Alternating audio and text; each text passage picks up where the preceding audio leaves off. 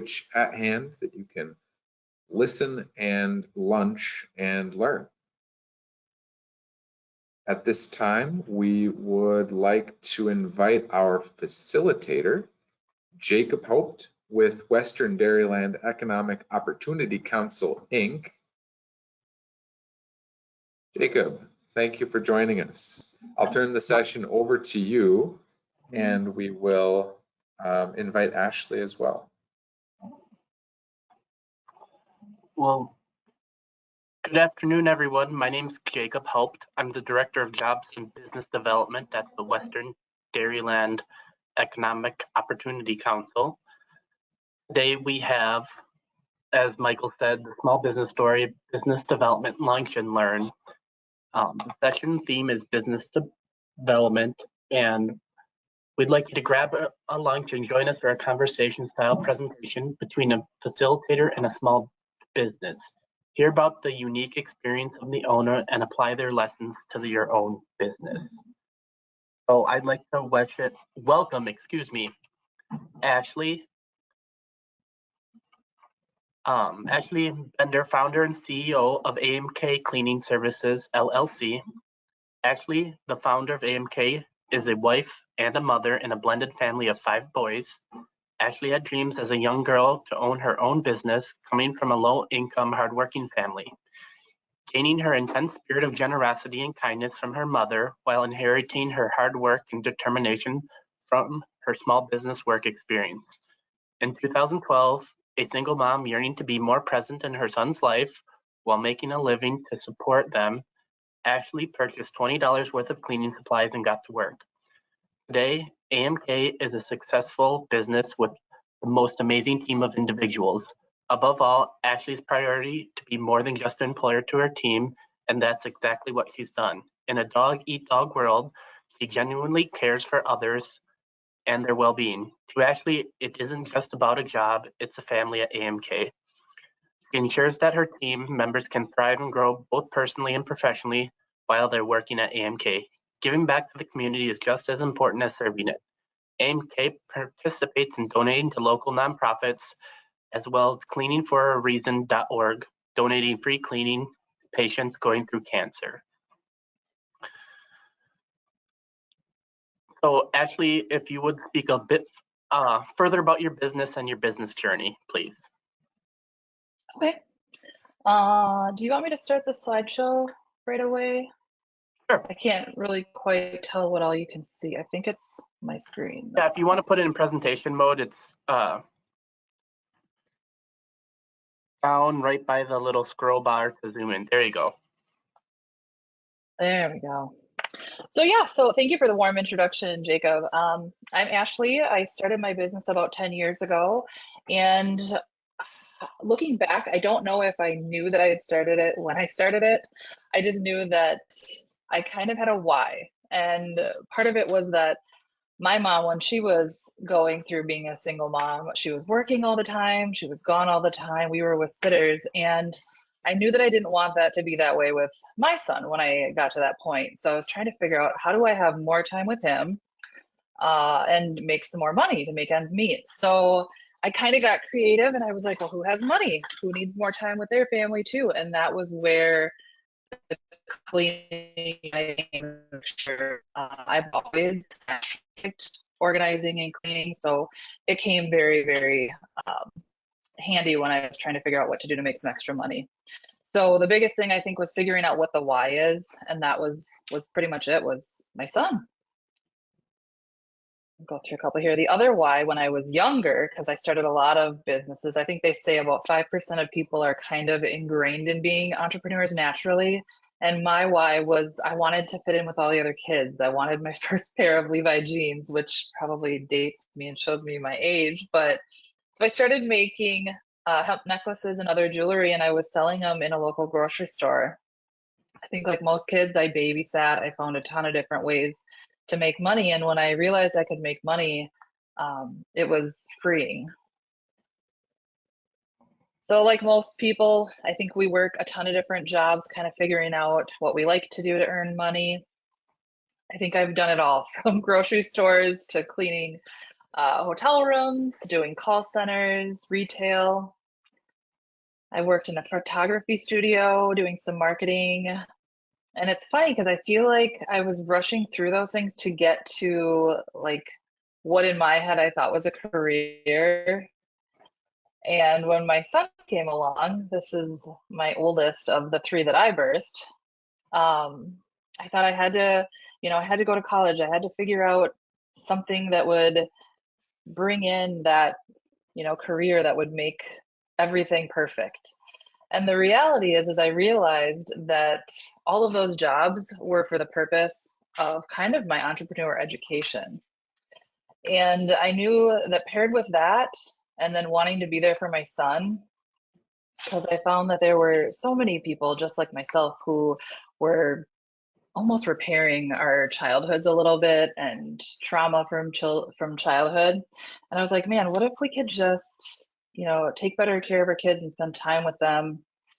And instead of repairing broken people, we start from the ground up. So that really kind of took off as I started hiring people and growing the business without even necessarily knowing that that was what I was doing. And I learned a lot through those jobs for building people and managing people. And that kind of became my entrepreneurial school. It was a crash course for sure, but it ended up, I kind of got to that point where it was like, do I go big? Is this a hobby? Is this something I'm just doing until I go back to college? And I kind of felt like I had something, but I didn't know what direction to go with that. So I signed up for the Women's Business Conference, which is local here in Eau Claire, Wisconsin. And it was completely eye-opening. I had no idea the amount of resources that there were out there. So this picture is a picture I started out in my living room in a townhouse, and then I pushed it down to the basement. And when I went to that conference the first year, this was kind of where I was at this point, is I was putting in long hours. I felt like I wanted to give up. I didn't know if I was on the right track, if I was going to get in trouble for not keeping better records. I knew I needed smarter people because I had no business degrees. I had no idea exactly what I was doing. And at that conference, I realized that I could sign up for counselors. So they had some business counselors, and I had the pleasure of working with Ken Pearson. We sat down and we did a business plan. I had no idea. I was kind of winging it. We did some projections. We looked at the market. We looked at competitors, really positioned ourselves of what was going to make my company different if I was going to make this a thing. And I think that gave me the confidence as well to be able to grow it. I had a bunch of different really great experiences going in front of the Joint Finance Committee with Ken, and we did some speaking, just how important small business is. And the more I reached out to those resources that were local and free, I was able to continue to grow my team. This is just kind of some pictures from the basement there where we expanded. And just a couple more just kind of showing, I mean, it just grew from there. We made a lot of mistakes, but we learned a lot too. And this was probably the point when I started to realize how important the culture was. Working with Ken, we got kind of our mission, our vision, our values, who I was as a person, and what that was going to transpire into the company that we were. And it definitely became more than just a business, more than just a job. I realized that I could help, not necessarily change lives, but I could be implemental in helping people find their own purpose and their own dreams. And as I started to kind of take care of my own personal needs, I was like, man, what if I could help other people do something similar, whether they're still working for me or whether I'm teaching them the things that I'm learning and they start their own business. And as we continued to grow, we found that the vision and the mission that I had, I was able to hand off to the team that I had built. And now they're the ones running the show. They're the ones living, breathing everything that I had implemented and put in place.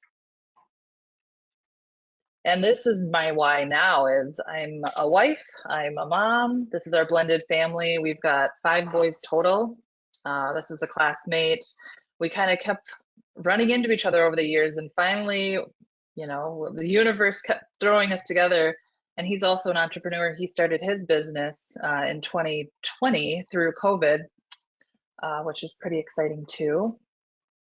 But during that time, I think my why became even more clear is that I needed to be focusing my time working on the business instead of in the business, which was kind of a hard thing to do. But you start to realize you need more resources, you need more people to network with, you need to build a stronger team and foundation so that you can work on the business.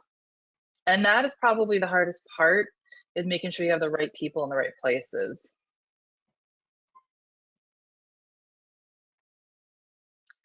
And yeah, this is my why now. It's I want to continue to support and give our team the same achievements and dreams, fulfilling their own dreams as I have, and then continuing to give back to the community that has given so much to me and my family. We do, that last slide there, we do a local giveaway, which is probably one of my favorite things.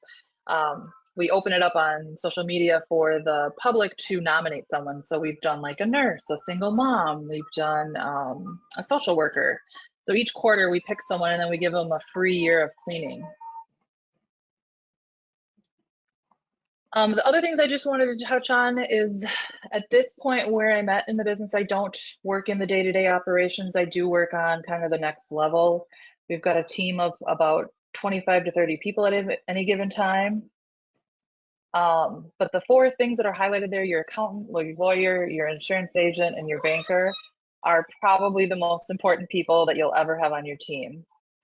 And always being the least intelligent person in the room means that you're always leveling up, or you're around people who can take you to that next level. And making sure that you've got a strong foundation within those 4 people, because you just never know until you don't know. And then you know, because you're like, oh, I wish I would have known that. And Jacob, you can interrupt me if you have any specific things you want me to go through. I'm just about done with kind of my highlights here of the things that are important to me. Nope, These are just some of the organizations that we worked with. There's so many more that I probably could highlight on for days, but figuring out who those local resources are in your community and just getting to the events, getting out and meeting those people that will take you to the next level. And once you kind of get those basics, we spent a lot of time in the middle of the business, getting our structures and our systems and processes. My team for a long time, they probably got sick of hearing it, but I said, okay, well, if I get hit by a bus, who's going to do this? Who knows how to do this? So we put in place something called the Bible.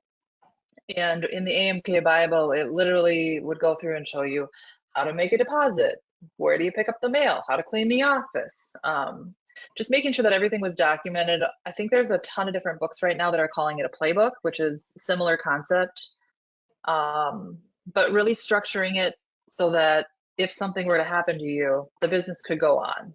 So at this point in my business, I'm very blessed and grateful that we've gotten it to the point that if something, God forbid, should happen to me, it can still sustain and support my family and my employees, and it wouldn't just shut down.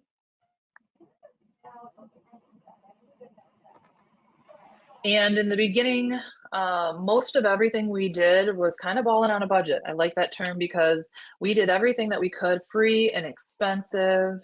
We did a lot of it ourselves.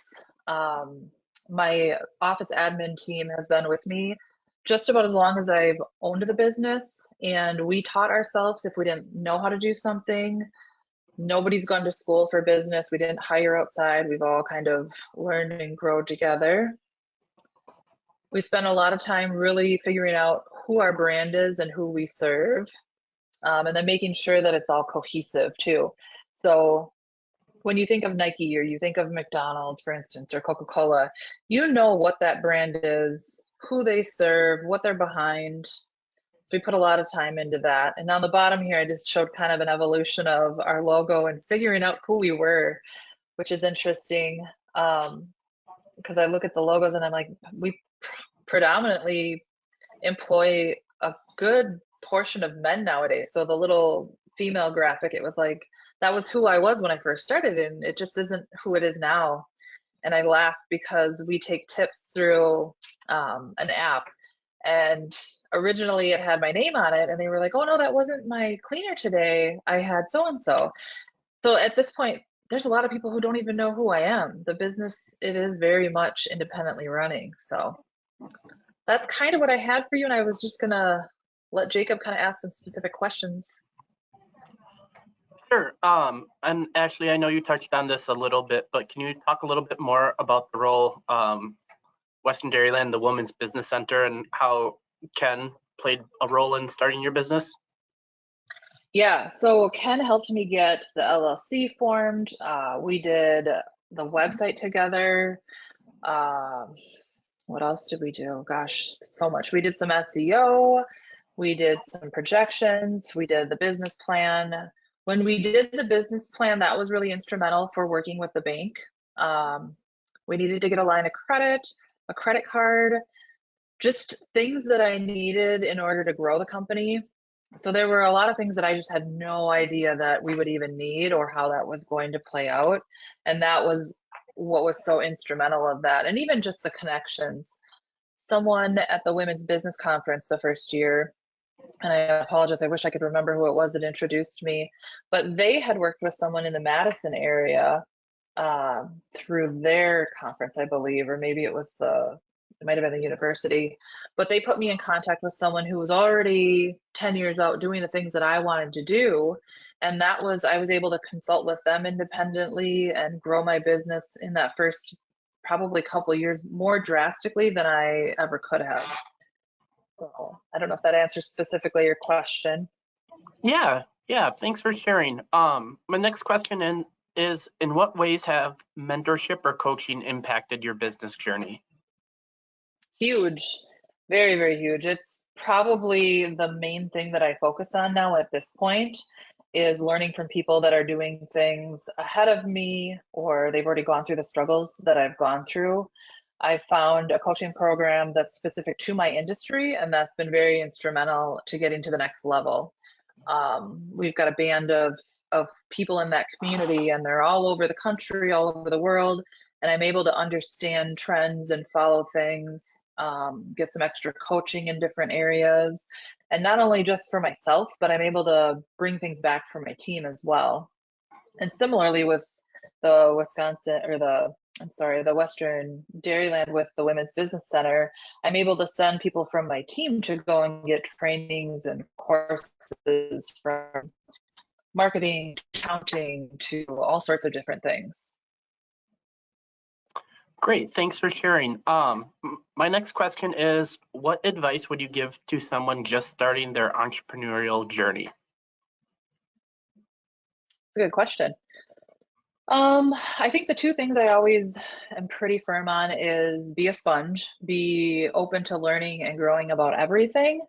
The reason I say that is because I, to this day, am constantly reading, I'm listening to Audible, I'm open to learning about all sorts of different things and not just cleaning specific. The latest rabbit hole I went down was reading, the book was called Let My People Go Surfing, and it was by Yvon Chouinard, who is the founder of Patagonia.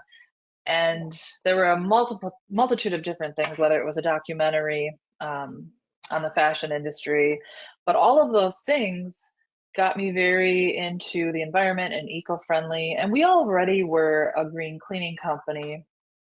But the reason that that was important is it took me to a place where I realized, hey, we can level up. We can take our business to a whole nother level of green, and we can still do better. So something that I thought was just kind of an ordinary topic to read about for my own enjoyment turned out to have benefits in other ways that I couldn't have necessarily foreseen. And I think in the next 2 to 5 years, it's going to take us to the top in not only our area, but we're going to be branching out into other states. The second thing I always say is disconnect. you have to disconnect in order to be able to clear your mind of all the day-to-day stuff that's going on, whether it's personal or professional, and recharge. Often in our house, it's funny, somebody will come to me and they'll be like, Mom, such and such doesn't work. What do I do? And I often tell them, I'm like, it's like a computer, you have to go unplug it and restart it. And I really feel like you need to do the same thing for yourself, whether it's holing up in, renting a hotel room and just unwinding, or going out in the woods for a hike and just kind of restarting and refreshing. You're able to recharge yourself in a way that is unpaired if you just continue to keep grinding and grinding. You really do need that reset. That's really interesting, Ashley. Thank you for sharing that with us. Got some other questions here. Would you be Sure. willing to share a pivotal moment in your journey that significantly influenced the direction of your business? Let's see. Yeah, it's probably a little more personal, but early on in the beginning of the business, so we started in about 2012. I started working with Ken in 2014, and around 2015, I had a rare skin cancer that it popped up. It was benign, but it was something that they sent off to Harvard and did some testing on, and we realized that we had to take care of it. And before we realized that it was benign, it made me very aware how important it was. Again, kind of that bus system of like, if something happens to me, what happens to this business? Do I have all of my things in order? Can somebody else sign the checks for payroll? It was the first time that I had ever had to pause. I had to go in for like a surgery. They had to go in and take out basically this benign tumor, but the business had to operate without me for, I think it was about a week. And it was really scary because at that point, I didn't have the systems in place. I was a single mom. It was like, who's going to get my kid to school? Who's going to make sure that my team's paid? And also, like, if things went really bad, do I have things in order, if something happens where I don't come out of that? So getting kind of my affairs in order, making sure that I had my power of attorney for finance, my power of attorney for healthcare. Do I have a will for what's supposed to happen with my children? I'm constantly trying to educate the people on my team that if you don't have that stuff in order, you can do it. You don't need a fancy lawyer to do it. You can download documents online, you can get them notarized, but making sure that you have a plan. We don't want to think about the what ifs, but it actually typically happens that way. And it was shortly after that that both of my parents actually passed away, and I was able to step away those times because I had done the work with the first instance. And I was gone throughout those couple of years, probably a few months at a time, with each passing of each parent. And you can't get that time back, but you can always make more money. So just making sure that you have those systems in place so that when you need to take time away from your business, you're able to, and you're set up and you feel confident that you're not going to come back to a dumpster fire. My next question, I know you touched on this just a little bit, but it's about sustainability. I know you said you've been a green cleaning company, but what measures have you taken to ensure your business practices are sustainable and socially responsible? Yeah, that's a great question. So yeah, in the beginning, when I feel like the green cleaning and just being green in general started, I mean that we were kind of the new kid on the block. We were the first ones talking about green cleaning. Now it's pretty common, but where I'm at right now, my husband jokes with me. He says that I turned 40 and I turned into a hippie because I'm trying to be more sustainable, making sure that everything that we're using has a purpose. Really scaling back on how much stuff we need, which I mean that also comes from every year I pick a word, and this year the word was simplicity. So everything within my life and my business, it's constantly asking myself, am I living in a simplistic thing that, it's kind of like a mission or a vision each year, whatever that word is. And then does the thing that I'm doing align with that? And when I started going through my home and realizing, okay, well, let's eliminate how many garbage bags we're using, and are we using the best biodegradable garbage bag, and are we composting, and just little things here and there, making those changes. And then, of course, as I was doing that personally, it was like, okay, well, what are we doing in our business? How are we using less plastic? Are we fixing and repairing things instead of just buying a new one? So vacuums, for instance, nowadays they make electronics and appliances where oftentimes they're like, oh yeah, you might as well not even fix that. But we're taking a stance and we're saying, well, I get that I could spend less and buy a new thing, but I also don't want to put more stuff in the landfill. So how do we change that? So even with our garbage bags, we're switching those out. We're switching to aluminum spray bottles versus plastic spray bottles. Um, yeah, just a number of different things. Even looking at our supplies that we use, and we're like, yes, I realize we've always been doing that, but is there a reason that we always did it that way, or is it we just keep doing it because that's the way we've been doing it? Can we reduce the number of supplies that we have in our cleaning caddies? And it's been very eye-opening. We've been able to trim down the amount of supplies that we carry, which is helping us on inventory. It's simplifying systems. It's less waste. It's making our training program easier because there's just less in general.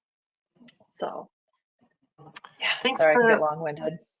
no, that's great and really interesting.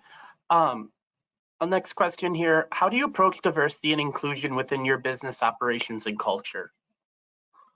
Another great question. I will be very transparent that I am an old dog in some instances, and I'm learning a lot with this next generation. You know, when I worked alongside my team 10 years ago, even 12 years ago, oftentimes we were the same age. And now what's happening is I'm, 20 years older than a lot of the people on my team. And there's so many different elements that I'm learning to continue to kind of grow with. Even just the LGBTQ plus, I just joined a cohort in my coaching program because we have transgender and we have, non-binary. We've got people who are identifying different than ever before. And I am very transparent with my team that I'm like, sometimes my ignorance is just because I grew up in a different time. So please educate me. And I want to make sure that my team is safe when they're going into homes. I think even back 10 years ago, primarily we were hiring females, and even now there's males. So just making sure that we're continuing to be inclusive and open-minded, educating even our clients, making sure that our team is safe. Yeah, it's a new world, and we're continuing to make sure that we're always growing and evolving. All right, I think we've got time for one more question. And what was one of the biggest challenges you faced while building your business, and how did you overcome it? Ooh, one of my biggest challenges, not quitting. There's been many, many times and many, many experiences that you think, God, should I just give up? Should I just go get a job? And it does feel like that would be easier. There was a clip in one of my graphics where it says you're 3 feet from gold. And that couldn't be more true, is that we can't always see the full picture, but remembering that we are always just that much further from the next level or the next break that's going to get us to the next thing, but just not giving up. I mean, when I think back, there had to have been at least a handful of really pivotal times where I wanted to give up. And when I chose not to give up is when we went to that next level and we would have a breakthrough. I was approached by another local cleaning company in the area who wanted to buy us out. And I was like, man, that would be the easy button. And I'm not gonna lie, it was hard to turn that down, but I'm really glad that I did, because when I analyzed being independent and creating my own destiny for myself and my team, I had to do that for not only myself, but for the future of the people that I would help serve and get them to their next level. And that the mistakes even that we went through and all of the things that felt defeating in the moment were really instrumental in getting us where we are and where we're going to continue to go. Great. Thank you so much, Ashley. We're right about out of time, so I'm going to pass it back over to Michael. But thanks again, everybody, for joining. Thank you, Ashley, for sharing all of your wisdom and experience. Thank you. Thank you, Ashley. Thank you, Jacob. We have Dr. Jean Manzanet with WEDC here with us to close out our virtual program.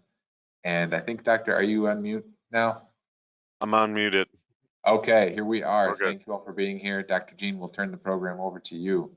Awesome. Thank you both, Jacob and Ashley, for your conversation. It's fully insightful, very rich in experience, obviously, great takeaways and nuggets of information that are key for our business community in Wisconsin to learn from and take away. So I appreciate your time this morning, excuse me, this afternoon. We have reached the end of our Small Business Academy Week 2024 here in the state of Wisconsin as a part of the movement of the national movement of celebrating Small Business Week with our SBA administration nationally. We're really happy about how things have really evolved this year. Taking lots of pride that we're in 10 cities and 11 sites and the in-person on Tuesday morning. And it wouldn't have happened without the all hands on deck approach from a number of presenters, panelists, facilitators, moderators for sharing their experiences and expertise in the last 4 days, whether it was in-person session and or in the virtual sessions. We've demonstrated that Wisconsin has a strong ecosystem supporting our small business community throughout the entire the state. And we're only going to look to reinforce that and support that development of that ecosystem as we move forward. As WEDC and our diverse business development segment really focuses on identifying new partners and ongoing development of our ecosystem that will be supportive of our entire business community throughout the entire state. Thank you to all our partners who have helped plan and host the Small Business Academy 2024. I'm going to remind everyone of our list of partners throughout this effort. This is not a light task, and a lot of organizations stepped up. And although we take pride that we host and lead this effort, we don't do it by ourselves. So a big shout out for the following organizations and companies that have been part of the development of this year's program. Thank you, U.S. Bank, once again, your leadership and your business banking unit for all the help throughout the entire endeavor of developing and executing on your sponsorship and your ongoing support as a bank for our efforts on a statewide level. SCORE, thank you, Lisa Foster and your entire team, Small Business Development Center, the Wisconsin Procurement Institute. I can't speak enough on them and what they've done and continue to do for supporting business development throughout the entire state. Partners, incredible partners for us as WEDC and the entire state. Wisconsin Department of Administration, Nicolet College, Wisconsin Department of Transportation, Wisconsin Women's Business Initiative Corporation, the U.S. Small Business Administration, the Latino Entrepreneur Network, and the Latino Chamber, Wisconsin Dairy and Economic Opportunity Council, the entire Ethnic and Diverse Business Coalition, and under the leadership of Marjorie Rucker, thank you so much. Rock County Jumpstart Program, and our partners at First American Capital Corporation. Thank you so much for all those partners. It is with your support and ongoing support that help us put these pieces together. Thank you to all our partners who help host events and in regional spaces all throughout the entire state. And finally, thank you, our attendees, our Wisconsinites, our business owners throughout the entire state. As you can see, this is a true collaborative of resources of individuals who are passionate about delivering a quality product and resources and information that'll help you be competitive in your markets locally and regionally and throughout this entire state. We appreciate your participation this year, and we look forward to seeing you and all the great things you do as business owners throughout the entire state, throughout the rest of the year. A final reminder, if you have not seen the advertisements, mark your calendars for Marketplace 2024 as we're continuing our planning process for that major event in December 10th through the 12th of this year. We look forward to seeing many of you attend and participate as well. And a final reminder, please remember to check out our resource directory on the Small Business Academy website. Next week, we'll be sending out a brief survey to attendees to receive your feedback on the Small Business Academy 2024. Love to hear your feedback, your response. Voice your opinion, voice your ideas, voice the topics that you may see as a needed review or more information on, things that may help you and add to your toolbox of items that will help you stay competitive in your individual markets and segments. Thank you in advance for your responses. For many of you who are already or will respond to our surveys, as we really truly depend on your feedback, as they will help us to improve and tailor the event to what small business needs moving forward in 2025. And again, thank you all, for we are looking forward to seeing you next year in the Lieutenant Governor's Small Business Academy 2025. Continued blessings throughout the entire state. Thank you, Wisconsin, for turning out. Have a blessed Friday here in Wisconsin. Enjoy the weekend.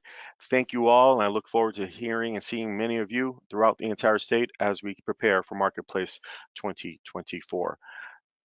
Have a great afternoon, everyone.